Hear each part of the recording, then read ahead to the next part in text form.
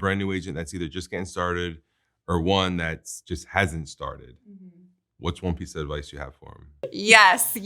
That was a very uncomfortable experience for me. I was scared and shaking on the bike. I don't have to do anything else. I don't have to search. I am at my home. Yeah, I will retire here, and it feels so good. When I was dialing and doing this, I would actually I would put my TPG shirt on, and that was my signal to my brain, it's TPG time, we're dialing, I'm gonna help some people. Pull up, park, and I would get out of the car immediately. No, nothing. Yes, It was I tried doing it with one motion, and I pretend I was a robot, and I marched to the door like a robot. Okay. I don't know how many times he had been like, David Price is doing this, David Price. And I'm like, who is this David Price guy?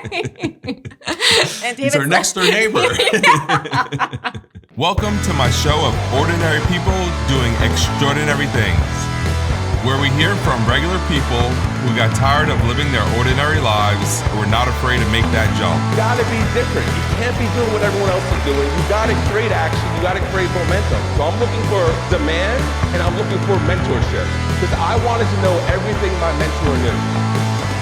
People who are just like you and me. Hey, how you doing? My name is David Price. We're in another episode of Ordinary People Doing Extraordinary Things in Cape Coral, Florida. If you see something you like, please put it in the comments.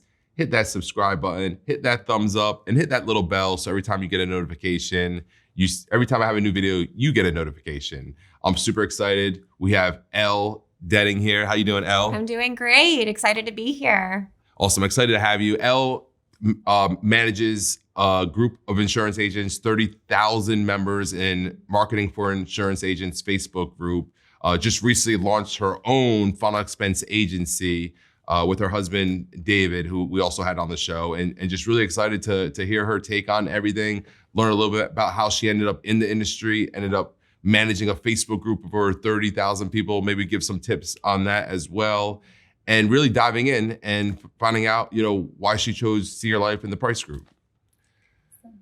Awesome, Elle. So great to have you. So let's forget about insurance for a little bit, right? Because you and I have been working really, really close together for how many months? 5 months on this amazing onboarding system we did? Yeah, 9. I think it's been about 9 months. 9 months? April. It was supposed to be 4, right? Yes. It was supposed to be 4 months. So it's been a long time, but just super impressed with everything you do. You don't do anything halfway. You always show up. You're always prepared. As a matter of fact, you start making me feel like, man, I'm not doing enough all the time, or I need to start being more prepared when I'm dealing with Elle. I need to have my spreadsheets and everything together when I got some issues to bring to you. And just, great job managing people, referrals you've given me. I mean, just simply amazing. And that just didn't come to you overnight. No. Right? You learned a set of something happened. So I'm curious of how did you become this super Elle that you are now? Walk me through. Did it happen when you were a child? Was your mom crazy? Hey, I'm gonna make you organized. Dude, yeah, she was. I'm gonna make you some super duper hold everything together because you are the glue in a lot of things. So. Oh well, wow, thank you. No problem. What an introduction. I feel like I have a lot to live up to. Step it up now. Yeah.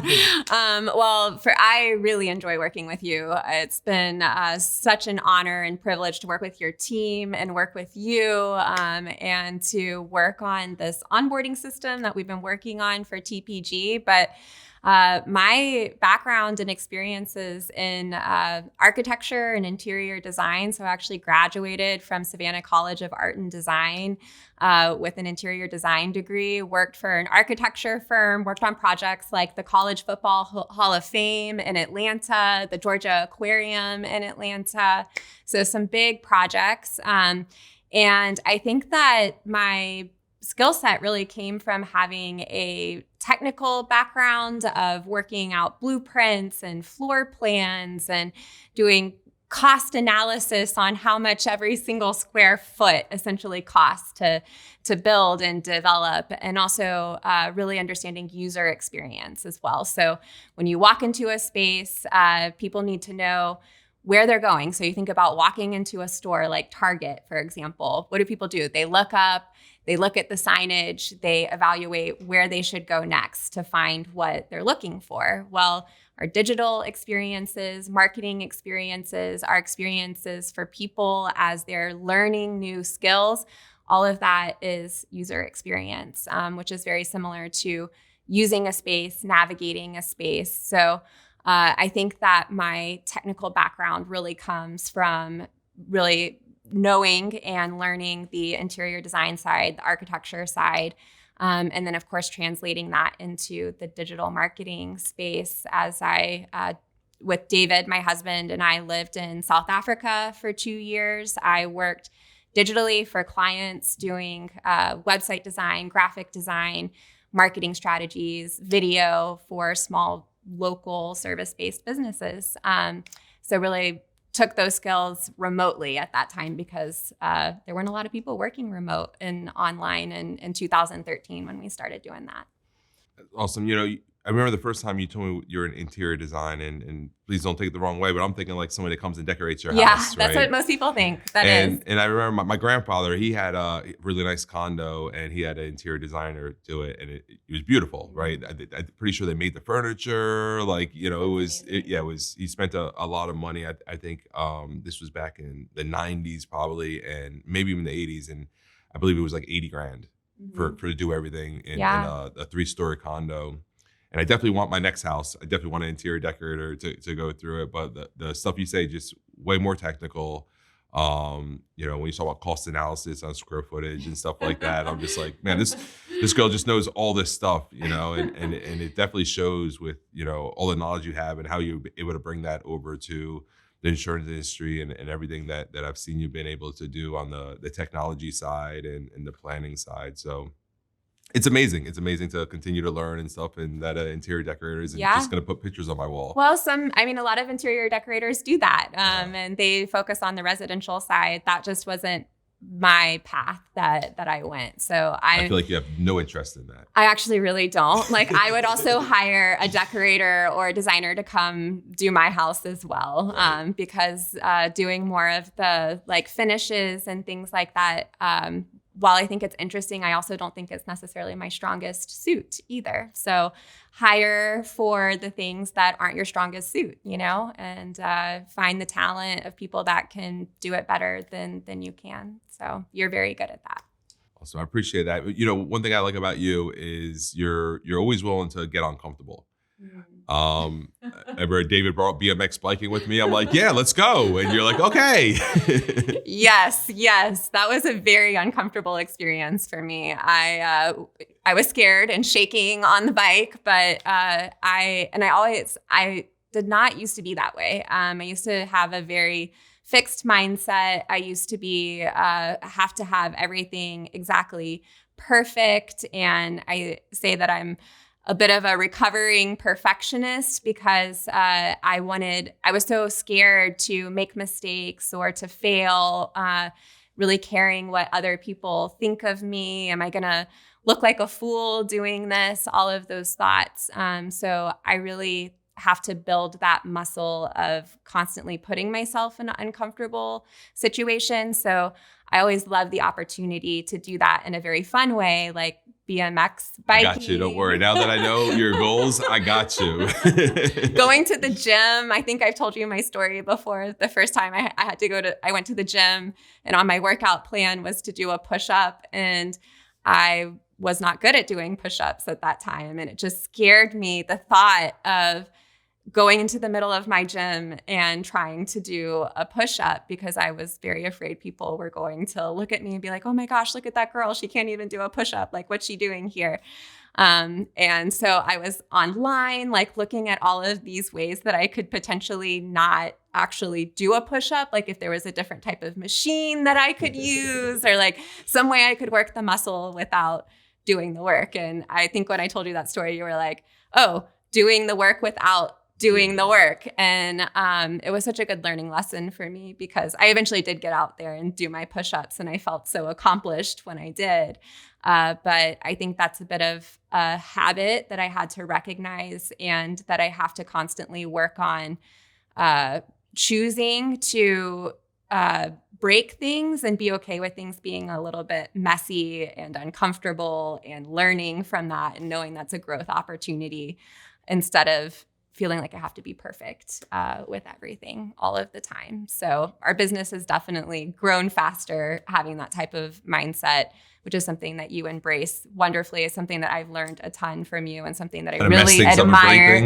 Yes, and make a lot of mistakes, or break your business, break things, see where it's broken. Don't leave it broken, but don't leave it broken. Don't leave it broken. Don't but quit either. Find the weak spots. Don't break it and quit. Yeah. Exactly.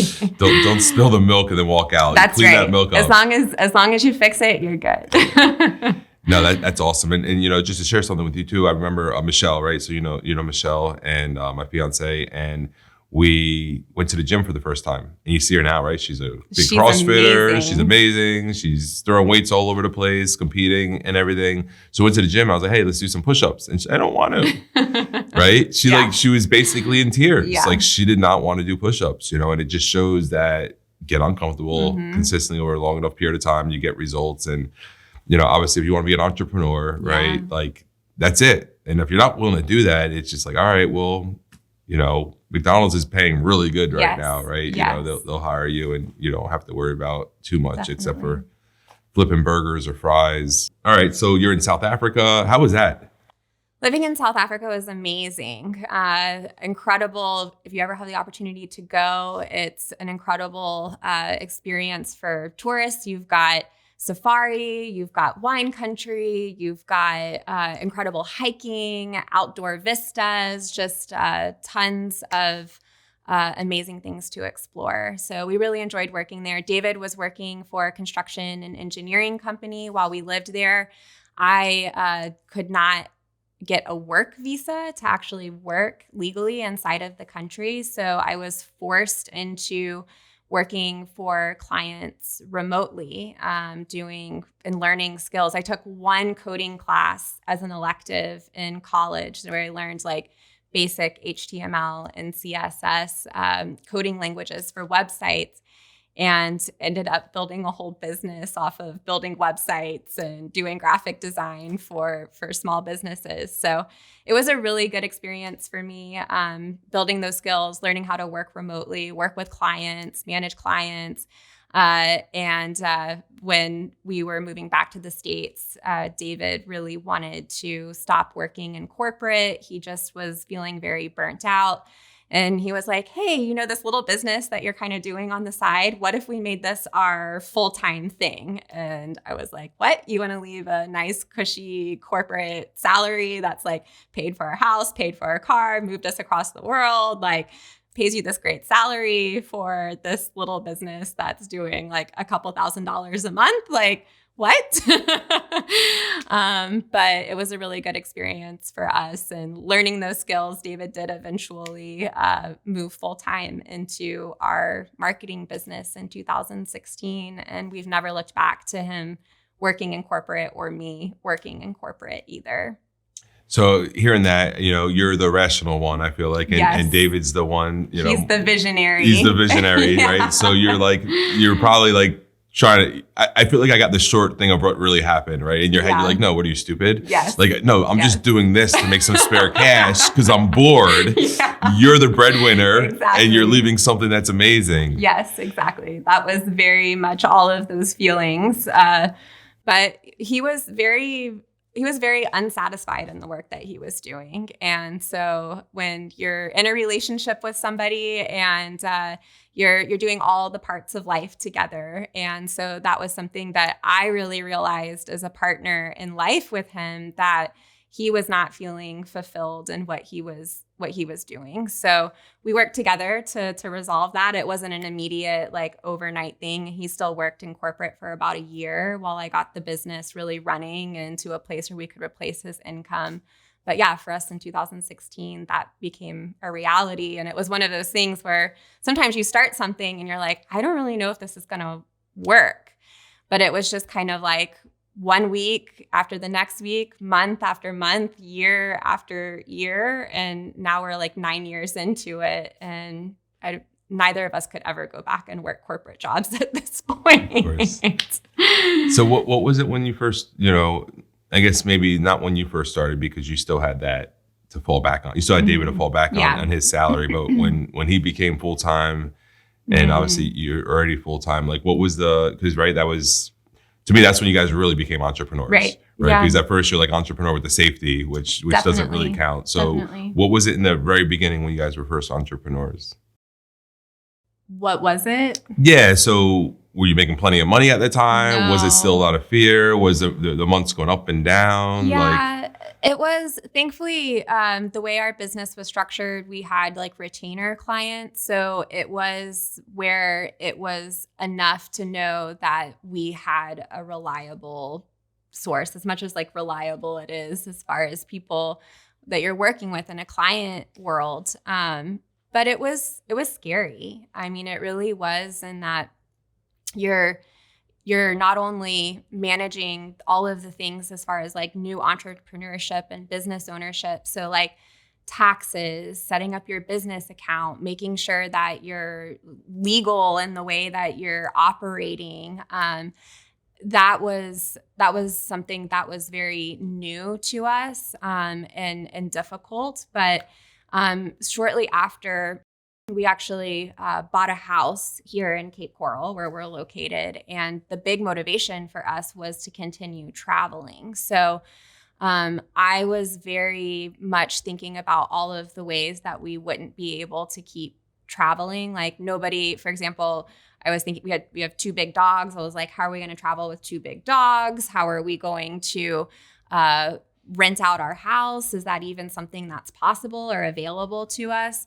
And we just kept taking little steps and asking questions. So like for the dogs, I put out on Facebook, like, hey, David and I want to leave the country for 4 months. Would there be anybody that would be willing to watch our dogs for 4 months? And there was a friend of ours that we went to high school with, and his wife is an animal trainer. They don't have any dogs, and they have this huge backyard in Georgia where we're from. And she commented on my Facebook post and was like, I would love to watch your dogs. And to me, that was such a learning experience. Like if you never ask the question, if you never knock on the door, if you just assume that the answer is going to be no, then it always will be. So we took the little steps to fund a lifestyle for ourselves where we could be location independent and we could travel. And so the first year that we did that, it was 2017. We left for Southeast Asia. We left the US for 4 months, traveled in the Philippines, Thailand, and Vietnam for 4 months, rented our house out here in Cape Coral, and covered our entire mortgage for the entire year while still running our business, doing the marketing thing, and really living that lifestyle that we had dreamed about living. And it really didn't take us that long to actually do. David quit his job in 2016. By 2017, we were funding that lifestyle, location independent, traveling the world for half of the year. That's awesome. That's so cool. I like, that was like my dream life, right? For a while. And it still is, right? But my whole thing is I want to like be able to do that with like an unlimited bank account. Yes. We did not have the unlimited bank account part. So, at first I didn't think I needed it, but when I saw I could have it, then I'm like, all right, cool. Why not have both, right? So Absolutely. Might just have to wait till I'm a little bit older before I jump on that mission, but definitely, and get to travel a little bit here and there. Yes, you do. So definitely cool. So, man, so you're traveling the world, you got your own business now, and then somehow you find the insurance industry. Yes. So 2018, we had met a guy here in Southwest Florida. We were actually doing a presentation at a local accelerator here. And he approached us and he was like, hey, I really like you guys. I like what you're doing. And we ended up developing a friendship with him, and then he worked in development as well. And so we actually started taking on some joint client projects together.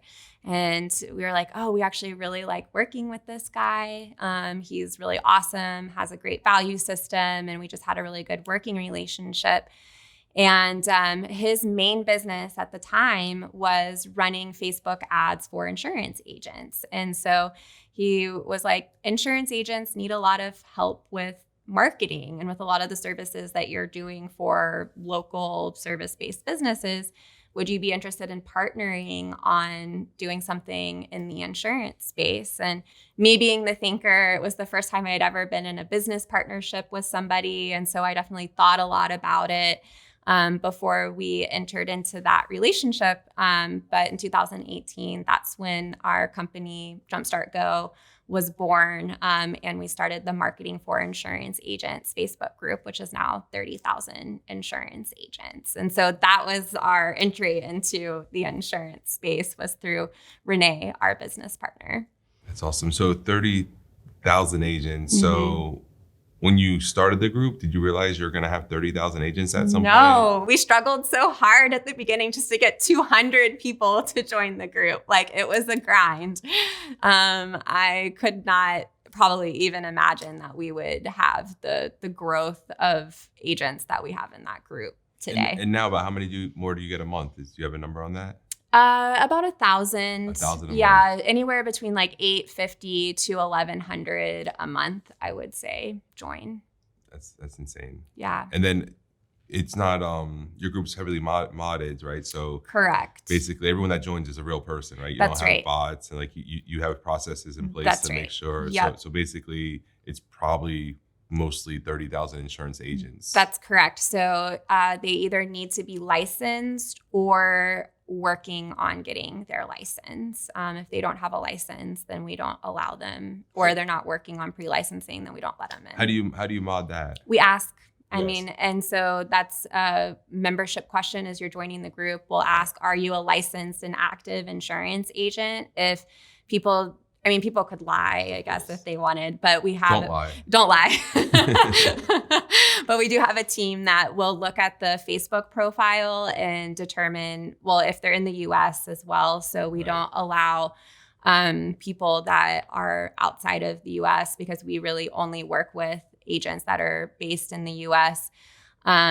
So if based in the US, and then if they can tell from their profile that they're an insurance agent, then they will let them in. But if they don't answer that question that, yes, they're active and licensed or working on licensing, and we can't tell from their profile that they're an insurance agent and based in the US, they don't get into the group.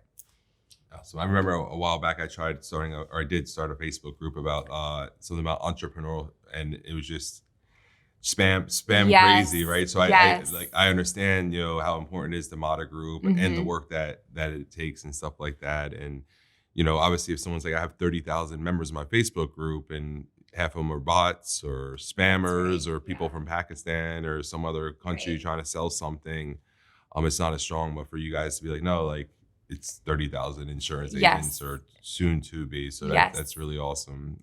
Super impressive. Super impressed with everything you've done. Like I said earlier. So, I asked Dave a lot of the same questions I might ask you, but, definitely interested to see your take on a lot of different things. So first off, now you're in the insurance business, what was your thoughts about this industry? He's laughing. Yeah.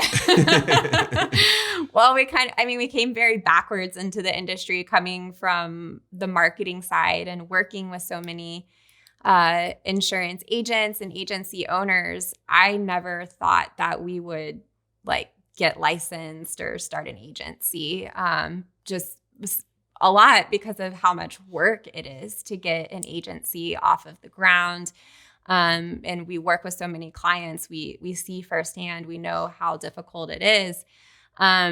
So that was something that I really hadn't considered until, I guess it was about a year ago. David, being the visionary that he is, was like, I really think that in order for us to hit our goals, that we should open an agency. And I'm thinking, oh my gosh, this is going to be a whole nother business. This is going to be a ton of work. Like, he's just thinking about it, 10, 20 years from now, what it can be. But I'm thinking about all of the startup that's going to be involved with getting an agency off of the ground. So I'll say he probably worked that angle with me for a good 6 months before I was like, okay, I'm on board. How are we going to what does this look like for us to actually do this? And he was very big on making sure that, and me too, but because he's more in the business relationship kind of development piece of our business, on finding the right person, right people to partner with on opening the agency. So that was something that I don't think that we put a ton of pressure on. We did start having, more conversations with people, putting a little bit more intention behind it. For me, in my mind, as we were having conversations with people, I'm starting to think like, is this an organization we would want to align ourselves with? Do we have similar values? Do we think about business the same way? Is this somebody that we like? Asking myself all of those questions. So it's definitely been a year kind of in the works of not necessarily us like going out super, aggressively trying to find somebody, but just sort of like keeping our eyes and ears open for what that could look like for us. So it's all been an interview process. Yeah. That's awesome.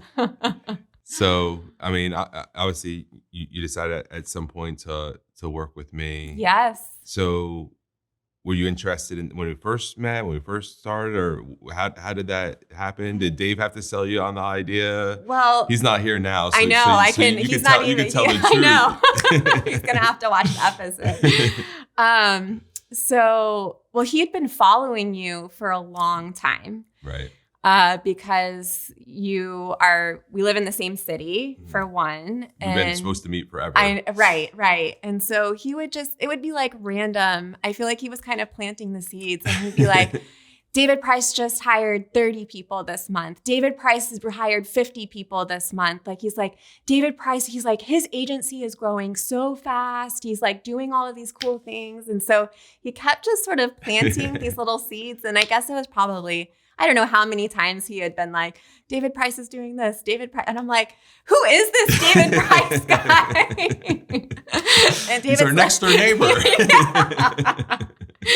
And David's like, my David is like, well, I really would like to set up a time for him to come into the office and for us to just like meet him. And I'm like, okay, I guess I'll put it on my calendar. Like, we'll see. And I think that was the first time that I met you, was you actually physically coming to our office, and we sat down at the table and had a conversation. And after you left, I was like, I really like him. Like, I'm really glad you set that up. Like, I really enjoyed meeting him. So, I feel like David's been masterminding this behind the scenes for a lot longer than I was even really thinking about it. So, well, if that's true, he's great, because I had no idea, first of all, right? In my head, obviously, I want to tap into 30,000 agents. I have a ton of respect for David. We've spoke a lot of times. Been real careful with how I posted in the group. Maybe sometimes, didn't have a post approved in the group, and kind of talked to him about it and saw what was going on with that. And sometimes he ended up approving them, because you guys do have a team that handles that stuff. But, built a relationship with him. And, even when someone tells me no for something, right? Let's say I'm putting a recruiting post in your Facebook group, and he tells me no, where I think someone might be like upset about it. Like, for me, I like respect it. Like, I'm like, man, this is cool. Like, you know what I mean? The guys take their business serious, and it makes sense. Like, to me, like, you can tell me no, but I think I have the ability to be like, all right, well, that does make sense. Like, they don't want everyone doing that, because then it devalues the group. But I remember he was trying to get me to, not that I didn't want to, just we all lived a busy life, but to meet up with you guys pre-COVID. And then he kept on saying, we got to meet soon, this and that. I think he wanted me to introduce you to. Wow, I didn't even know that it had been that long. He wanted me to introduce you. It was pre-COVID, and then COVID happened. And, I know you guys were being careful with who you meet during COVID, so it wasn't going to happen there. And obviously I wanted to meet too, because like I said, one, I like David, and two, good to kind of tap into a guy that runs such a big Facebook group of insurance agents, and I love insurance agents. But yeah, so like when I went and met, I didn't really know what it was about. You know what I mean? Because I'm sitting down and he was going over a lot of different things that you guys do, but I didn't get pitched on anything. So so I was just like, what just happened? I really had no idea until now where you guys were evaluating if this person is, it's one thing to be something on social media, but it's another thing in person. Because I remember I even called David up. I'm like, David, I don't understand. Why didn't you pitch me on what you have? And that was funny. So everything happens for a reason for sure, and definitely glad that we did build a relationship like we did, because I value relationships over everything, and I think that's super important. So you guys make the decision. So I remember, I think it was you when you said, I got something exciting to talk to you about. Yeah. And I had a feeling I knew what it was at that point. Because David did hint that you guys were looking to start an agency at some point. So when you guys finally made the decision, all right, David's the right person, Sea Life's the right company, the Price Group's the right agency, because obviously you guys had every choice. Options. Yeah, you guys had all the options, right? You were like the super pretty girl in the army, right? A lot of options. Yeah. And of course, like we had been having a lot of conversations with people, and it was even something at that point that we were starting to let people know that, hey, this is something that we want to do. And I think that first off, David, I think, did really allow me to arrive at the conclusion. I do think that he masterminded a lot as far as orchestrating things, but not like in a manipulative type of a way. But I think he just really saw how the collaboration and the vision could be executed. And we talk a lot about how he's the visionary and I'm the integrator. So he can see really far into the future, which is something that is amazing about him. And he also is very good at connecting dots, but things usually don't actually move or make any progress until the dots can also, at least like some of the dots can start connecting for me. And that was really what happened for me to see like what it would look like for us to align with each other, and knowing you as a person and developing that relationship just on a personal level was very important for me to know, like, because I didn't want to feel like we were making a bad decision, and that we were getting sold on something, which I know we're always marketing and selling, whether it's a business relationship, it's a prospect, it's a client, it's a team member, we're always marketing and selling. But I really felt that I could see the future of our business growing as part of TPG. It just really aligned with me of what we were already doing and how we have this big audience of insurance agents, knew that there was so much opportunity to give agents a home, because we had people that were reaching out to us all of the time, like, oh, my organization isn't giving me the mentorship, the support that I hoped that it would be. Like, it was such a missed opportunity for us to be sending agents to a different home than to say, come make your home with us. Like, we have an opportunity for you. But we wanted to make sure that the infrastructure was going to be there, that it would be a super scalable system, and that we enjoyed working with the people. And so all of that really came together for me.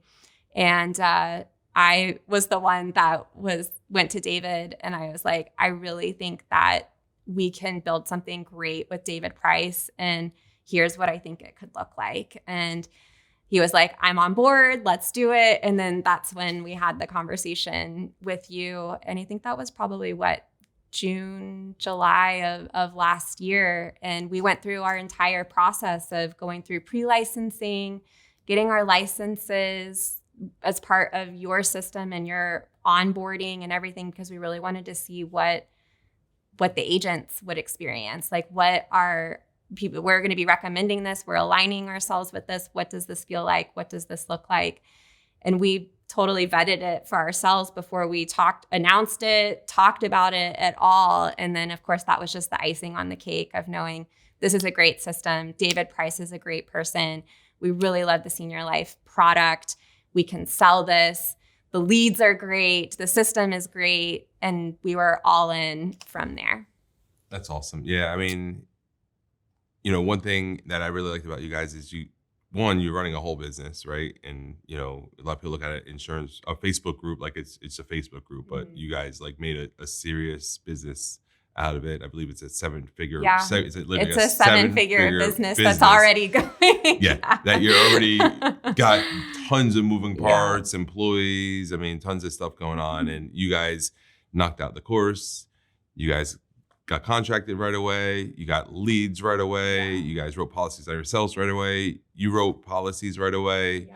Now, saying all that, before that, you've been dealing with agents and their struggles for your whole insurance career of how long?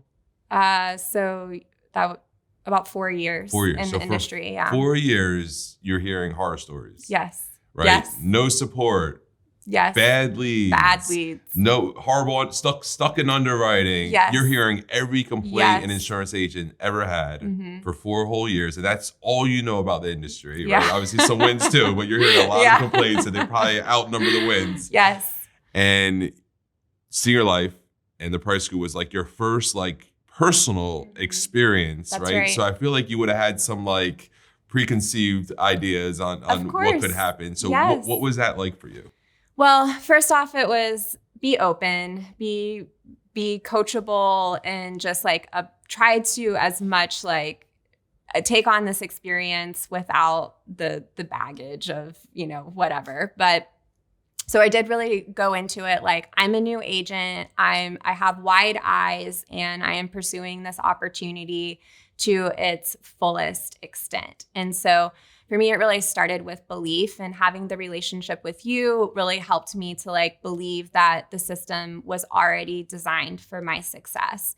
So that's a huge testament to you and the culture that you've built already, because when we got plugged into it and we started seeing people winning inside of TPG with Senior Life, that belief was instilled automatically from that. So I really tried to kind of dissociate myself a little bit from a lot of the horror stories that we've heard. And I went through the process. And David and I both, you're exactly right. Like we went through the course, got our licenses, got contracted just really quickly. We also knew that we needed to take massive action in order to make this our reality, because we didn't want it to be something that we're just constantly saying we're going to do and it never actually gets done.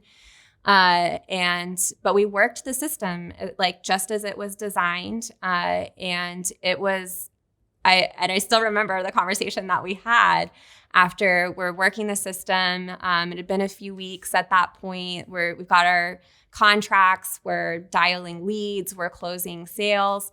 And we're doing all of this in addition to running our marketing business as well. And I remember saying to you and sitting down, and I was like, these leads are amazing. The system is amazing. Like an agent that comes into this system has everything that they need. And I say that a little bit almost with a grain of salt, because we've built so much of our marketing and our brand around kind of throwing rocks at leads in a way, because agents do struggle with leads. And so I was really amazed that the technology, for one, so I know we haven't talked about it yet, but the Leads Away app is incredible. It's like leads on demand that essentially I got a notification one Saturday morning that a lead had come through. And I had an hour before I needed to be somewhere, and I just purchased one lead off of the app, and I dialed the lead and closed a policy within an hour on a Saturday afternoon before I was about to go out to the barn and do a horseback riding lesson, and made $1,000 that Saturday morning. And I was like, this is such an incredible system for anybody that's willing, ready to take action, to be able to plug into this system and have everything that they need at their fingertips. So it's not just the leads, but it's also writing the app is super seamless and easy. The other thing that I absolutely loved is the script. Like the script that you sit down with, you follow the script, you present the options, and it goes right along with the application. So the ease to be able to plug into the system was something that was the biggest opportunity, in my opinion, of already having this business rolling, of knowing that there was so much great infrastructure for us to really build a business and have so much support that we could plug agents into so that they're already set up for success. It's awesome. Yeah, I mean, can't have a better experience, I guess, than what you just said. And you know, as you say, I'm thinking like your whole like marketing for insurance agents business or Jumpstart Go is like basically built around all these other companies that didn't have their stuff together. Yeah. Right. That they have all these issues. So like you're able to like fix those holes and help with that. Where you come over here, you're just like, oh, these guys are like bulletproof. Like, you know, not a good client. Not a good client. So awesome. So like I said, super pumped, you know, for some reason, right? And it amazes me because like I said, I know how busy you are. I know how much you work. I know how much you have going on, yet you're able to just come in and write business, you know, with no insurance sales experience at all. And it just blows my mind on why we don't have, you know, I've hired, I think just 6 people shy of 100 people in the last 14 days. Congratulations. Thank you. So working on 200 a month is the new goal. It took me a minute to figure out what the goal for 2023 was going to be, but I finally realized it. 200 a month of hires, because if I do that, it's going to accomplish everything else. But more importantly, really helping the mid-level step it up. But that's where those hires go to, or where they come from as well. But yeah, why do you think agents don't just, why are they all successful? Why don't they just do the same thing that you did? I think it's so much, time can be one thing. I think that we hear this a lot with our clients, that they're like, oh, I just don't have enough time. That really boils down, in my opinion, to more of a mindset, as well as like how you're prioritizing your time. But I think that you really do have to be in control of your time, be in control of your calendar, and make sure that you're dialing and that you're doing the work and that you're working the system. The system is a great system, but it's not going to work if you don't work, you know? So I think that's one of the biggest things of the story I told about the Saturday morning lead, that I would say is like, that was amazing that you can do that, but that's not going to be the every single day. It's every single day making sure that you're showing up, you're committed, you're doing the activity, you're doing your dials, and you're treating this like a real business. So I'll say that one. And then I also think the belief. I think that agents have to believe in the system, and they have to believe in themselves as well. And I think that there is that resiliency and that building of self-confidence where they need enough reps to know, like, they need to pick up the phone enough times. They need to have enough conversations. And I think that a lot of times new agents, or even if they're not new, but maybe this is their first time in final expense sales, for example, they get discouraged because it's not like everyone they're hitting out of the park, you know. It's still a numbers game, and really thinking about it as a business and the numbers, and knowing that the system works, the math works, it works as long as you work. So I think those are things that can keep agents maybe stuck and just in that mental framework of limiting belief and not continuing to show up and be consistent in their activity. I agree 100%. So a brand new agent that's either just getting started or one that's just hasn't started. what's one piece of advice you have for them? Do as many things that scare you as fast as possible. Kind of circling back around to our conversation at the beginning. The more that you can get, put yourself in uncomfortable situations and seek out that discomfort, the faster you're going to gain that experience. So, a couple of things that I do for myself is like when I was dialing, and doing this, I would actually I would put my TPG shirt on, and like that was my signal to my brain, like it's TPG time, we're dialing, I'm gonna help some people. And for every single time I dialed, I would, in my mind, I would almost picture the person on the other end of the line just being so happy that they're talking to me. Like they would so happy that I called them, and whatever their response was, I was creating my own reality and being very good at coaching myself of like whatever was happening. Every single time I'm picking up the phone, I'm ecstatic and I'm happy to be talking to that person. So those are just kind of like a few things that mentally helped me prepare for my sessions and to show up when I was working, and that I was reaching out to prospects and clients, that I was like fully immersed in what I was doing, not the other business, not, anything else at home or any of the other distractions.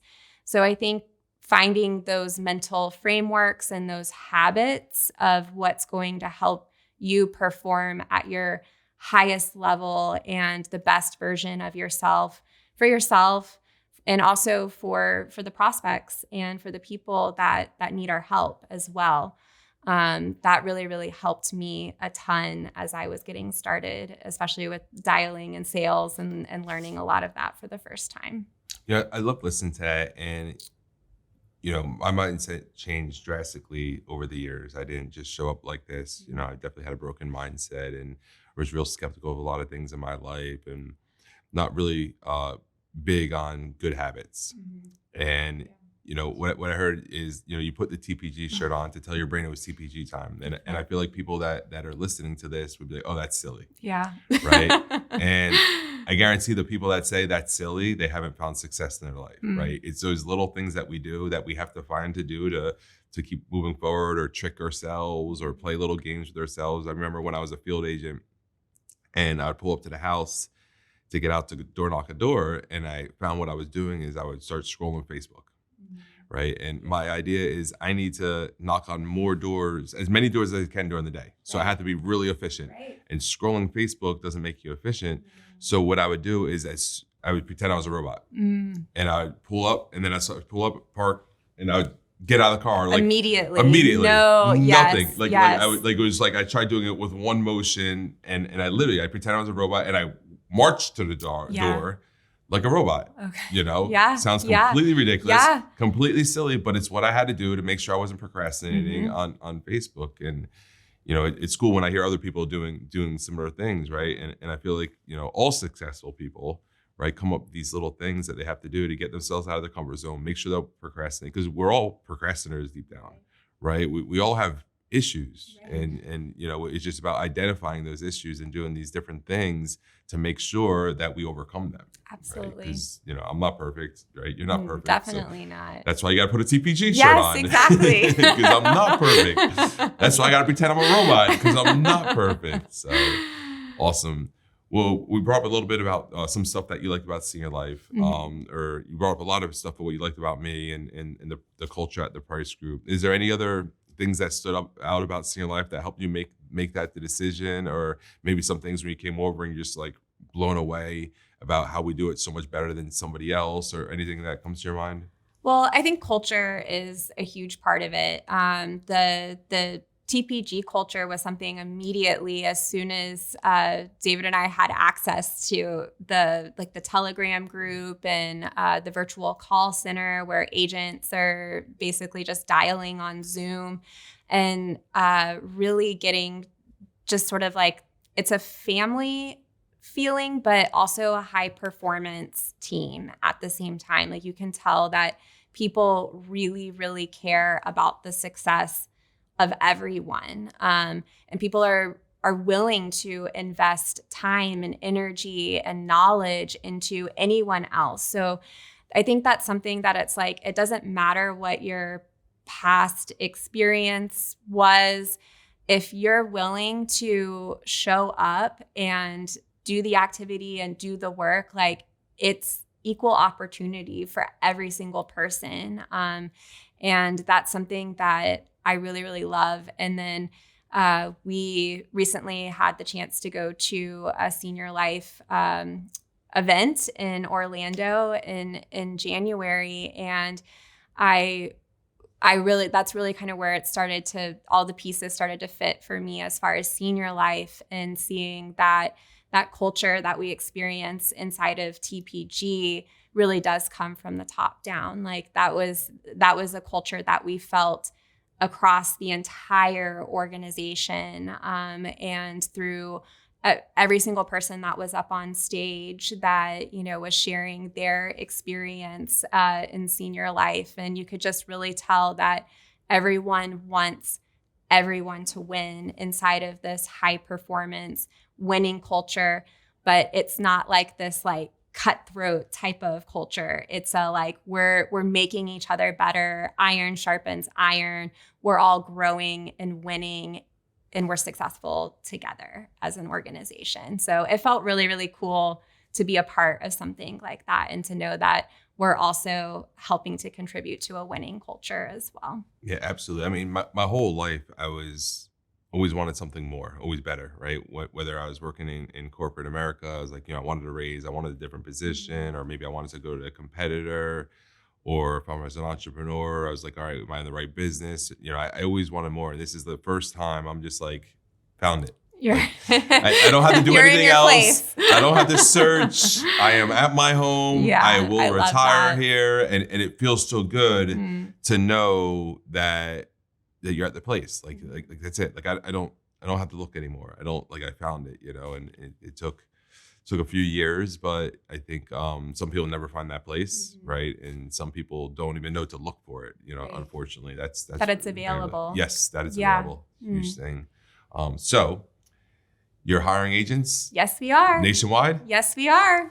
And you have tons of training and everything for them? Yes, we do. Of course, through TPG, as well as our agency is the Den Group. And we work with agents every single day, helping them be successful.